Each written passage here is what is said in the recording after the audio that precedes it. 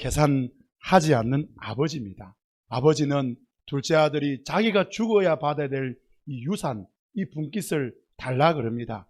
성경 본문에 나오지 않지만 적어도 추론해 볼 때 이 아들은 싸가지가 없고 이 아들은 망난이었고 이 아들은 문제아였습니다.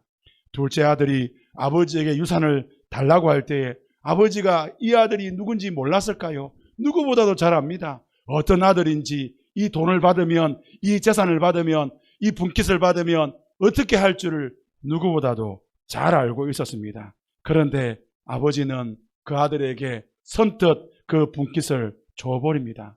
아버지가 계산할 줄 몰랐을까요? 누구보다도 계산을 잘 하시는 분입니다. 아버지는 그 재산의 3분의 2인 첫째 아들 것도 나누어 줍니다. 이제 아버지는 아무것도 없습니다. 둘째는 먼 나라로 갈 때도 계산해서 갔습니다. 그리고 그 먼 나라에서 다 잃어버리고 자신의 모든 것을 다 허비하고 이제 빈털터리가 되었는데, 아버지 내가 계산해 보니까 저는 아버지의 아들이 아닙니다. 저는 아버지의 종으로서 아버지의 빚을 갚아야 됩니다. 이 모든 것들을 지켜보고 있는 아버지는 어떻게 할까요? 내 아들에게 이제 옷을 입히고 손에 가락지를 끼우고 발에 신을 신기라. 그를 보고 측은히 여겨. 둘째 아들을 바라볼 때 아버지는 계산하지 않습니다. 무엇을 봅니까? 그를 보고 측은히 여겨. 둘째 아들을 바라보고 계산하지 않는 곳이 교회입니다. 둘째 아들을 살리기 위해서라면 계산하지 않고 그냥 주고 그냥 허비하고 그냥 낭비하는 것이 교회입니다. 첫째 아들이 등장합니다. 첫째 아들은 둘째가 돌아왔다는 소식을 듣습니다. 그리고 아버지가 둘째를 위하여 잔치한다는 그 말을 듣고 분노합니다. 아버지가 죽지 않았기 때문에 첫째 아들이 받은 3분의 2의 유업의 재산은 법적으로는 아버지 겁니다. 그런데 실제 소유는 첫째 아들인 거예요. 그런데 이 둘째 아들이 돌아왔습니다. 돌아오면 어떻게 됩니까? 이제 또 다시 아버지가 죽을 때 3분의 2의 이 재산, 첫째 아들의 재산 중에 3분의 1을 떼어서 누구에게 줘야 돼요? 둘째 아들에게 줘야 됩니다. 아버지 재산은 없습니다.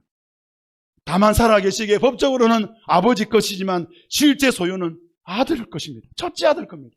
그런데 아버지는 첫째 아들의 재산을 가지고 둘째 아들을 위하여 잔치를 벌이고, 첫째 아들은 계산할 줄 압니다. 계산할 줄 알았기에 계산하지 않는 아버지를 보고 참다가 어떻게 합니까? 터져버렸습니다. 아버지, 이제 계산할 때가 되었습니다. 이제 계산 좀 합시다. 이러고 있는 겁니다. 왜 이렇게 첫째도 둘째도 계산기를 두드리며 살아갈까요? 이유는 자기가 왕이기 때문에 그렇습니다. 형은 동생을 살릴 수 없고 동생은 형에게 받은 상처를 씻을 수가 없습니다. 둘 다 회복이 불가능합니다. 이들을 스스로 화목할 수 없고 회복할 수 없습니다. 그럴 때 아버지가 등장합니다. 여러분, 계산하지 않는 이 아버지가 등장함으로 첫째의 문제, 둘째의 문제, 둘을 하나로 만들어 가는 것입니다. 교회가 가지고 있는 복음은 무엇입니까? 저와 여러분이 들고 있는, 저와 여러분이 믿고 있는 이 복음은 무엇입니까? 그것은 바로 계산하지 않는 것입니다. 아버지가 아니면 안 됩니다. 계산하지 않는 아버지가 아니면 우리는 불가능합니다. 하나님은 어떻게 우리를 구원했습니까? 계산하지 않음으로. 이 말은 제로, 빵, 0을 말하는 것이 아닙니다. 무한대인 것입니다. 하나님은 무한, 영원한 사랑을 따라서 저와 여러분을 선택하시고 구원하신 것입니다. 사천고파교회 성도 여러분, 복음을 아는 성도는 어떻게 합니까? 감사해서 합니다. 계산하는 사람들은 무한대의 사랑을 이해할 수 없습니다. 계산하는 사람들은 영원한 사랑을 이해할 수 없습니다.